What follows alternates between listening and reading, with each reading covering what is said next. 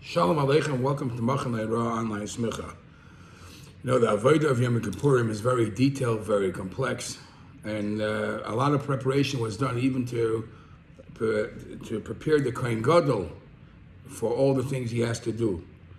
One of the Avodas that we know about is about the Shnei Seirin, the two rams. That one of them was a Sar La Hashem, and one of them was a Sar La Azazel. The Sar La Hashem obviously symbolizes all good things, and Sar La Azazel symbolizes all the Averis, the Nishkavunsh, and the things being thrown away and gone with the Sar down the cliff. Now, there's a very interesting thing that took place during the Shiluach of the Sar La Azazel that we have to discuss. It's an interesting discussion. Obviously, when they made the lottery and they knew which one is going to La Azazel, and the pasuk says, V'shilach ishitin, you take a specific person, the person will walk that Sar La Azazel from the base of Mikdash, walk with it all the way down to that mountain, the top of the mountain, and then he does what he does to the animal. So it's a distance, and it's Yom Kippur.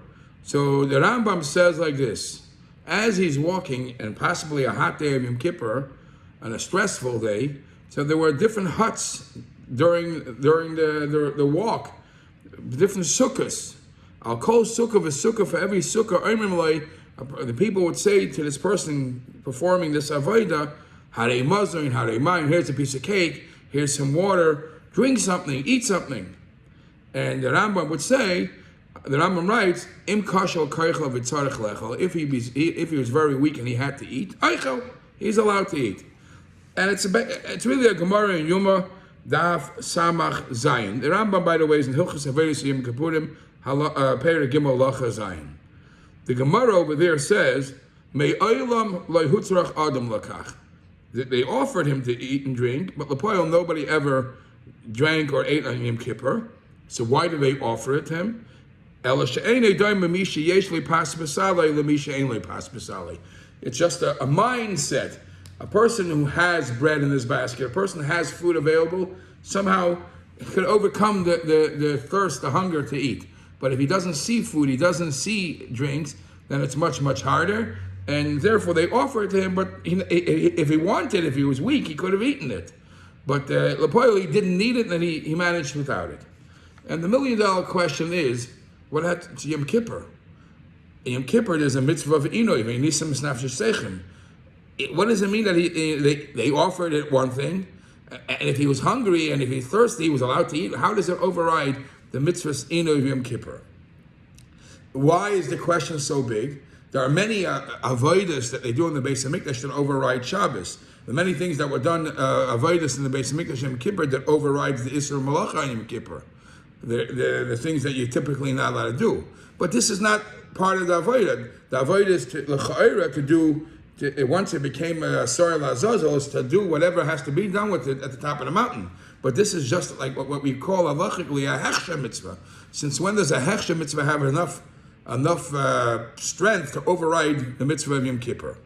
So the Minchas Chinuch of Mitzvah Kuf Pei Hei gives a couple of explanations, and other Svarim also explain. I'll give you some of the answers that are brought.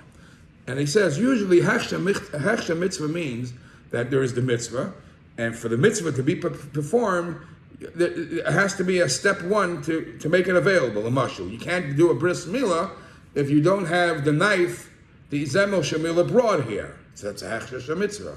Or other cases like that. Usually that's how there's the mitzvah, and there's things that have to be done before the mitzvah to be able to make it available. Says the Minchas Chinuch, what's different over here is the actual shiluach, the actually walking from the Beis Hamikdash to the Azazel, v'shilach ish ite hamidbara, is part of the avodah. So it's not considered a hechsher mitzvah, it's actually part of the avodah. And, as we know, only hechsher mitzvah that can be done a different time, before Shabbos, before Yom Tov, is not doicher. But a hechsher mitzvah that can only be done now, like only today they found out which animal is going to Azazel, and only today, in a couple of hours, it has to be thrown down. So this is not considered a hechsher mitzvah. It's considered a hechsher mitzvah that must be done today, and so it becomes part of the mitzvah. And the Minchas Chinuch gives another reason, that since they already doicha many things of Yom Kippur for this process, so therefore, once it's already pushing away things of Yom Kippur, it will even push away even the hechsher for that mitzvah. Even if you do consider it a hechsher mitzvah. Now, there is another answer which is given, that the Rambam was very careful to say that what was the Lashon Rambam? Kashal koichai, if he became weak and he has to eat, then he could eat or drink what they're offering him. That's a different story. That doesn't override the mitzvah of Yom Kippur. It's a question of pikuach nefesh. If it became to a situation of pikuach nefesh, so pikuach nefesh is doicha kol haTorah kula. That's another answer. There's another answer that's brought, is the Rambam says, Im kasha koichai muter lechel. If he became weak, he's allowed to eat. How much would he eat? Doesn't say he sits down and eats a 5-course meal.